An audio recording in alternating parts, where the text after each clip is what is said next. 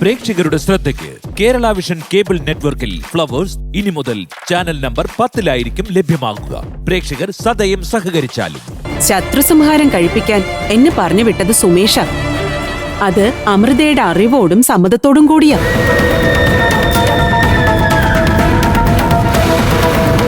അതുകൊണ്ട് ഇവിടെ എന്നെ കാണാൻ വരുന്നത് പോലും അമൃത അറിയരുതെന്ന് ഞാൻ പറഞ്ഞത്.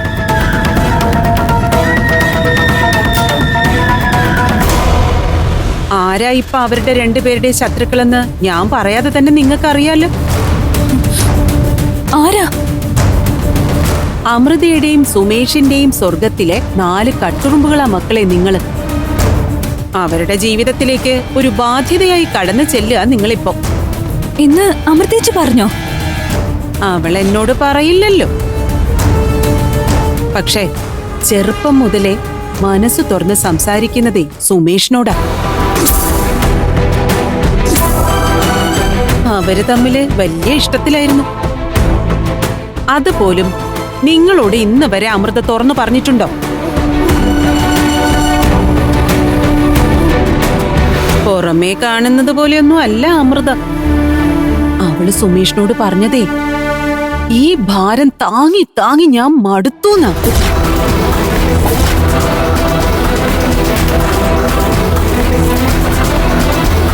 എന്ന് വെച്ചാ ഈ ഭാരം എന്ന് പറയുന്നത് നിങ്ങളല്ലേ? അല്ലേ? ഇതുവരെ നിങ്ങൾക്കത് ബോധ്യപ്പെട്ടിട്ടില്ലായിരിക്കും. പക്ഷെ ഇപ്പോഴത്തെ അവരുടെ ഒരു രീതികൾ വെച്ച് നിങ്ങൾക്കത് മനസ്സിലാവും. ഒന്ന് ശ്രദ്ധിച്ചു നോക്ക്. കുറച്ചൊക്കെ മനസ്സിലാവുന്നുണ്ട് ഞങ്ങൾക്ക്. ആണോ? ഓ, അപ്പൊ ഞാൻ പറഞ്ഞത് സത്യമാണെന്ന് നിങ്ങൾക്ക് മനസ്സിലായല്ലോ. ഞങ്ങളിപ്പോ എന്ത് ചെയ്യണം? ചേച്ചി വിട്ട് പോണോ? ഓ, എന്നൊന്നും ഞാൻ പറയില്ല. പക്ഷെ ഞാൻ മനസ്സിലാക്കിയെടുത്തോളം അമൃതയുടെയും സുമേഷിന്റെയും ആഗ്രഹം അതാ.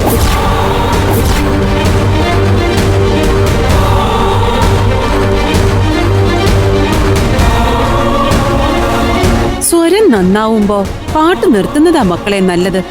അല്ലെങ്കിൽ പിന്നെ സ്വൈരക്കേടാവും. ദേ, ഞാൻ എന്റെ മോൻ പറഞ്ഞത് നിങ്ങളോട് പറഞ്ഞു എന്നേ ഉള്ളൂ. എല്ലാം നിങ്ങളാ തീരുമാനിക്കേണ്ടത്. ഇറക്കി വിടുന്നതിനേക്കാളും നല്ലത് ഇറങ്ങി പോകുന്നതാ. ആ, എന്നാ ഞാൻ ചെല്ലട്ടെ മക്കളെ. ചെന്നിട്ട് വേണം അടുപ്പത്ത് അരിയിടാൻ. ശരി മക്കളെ.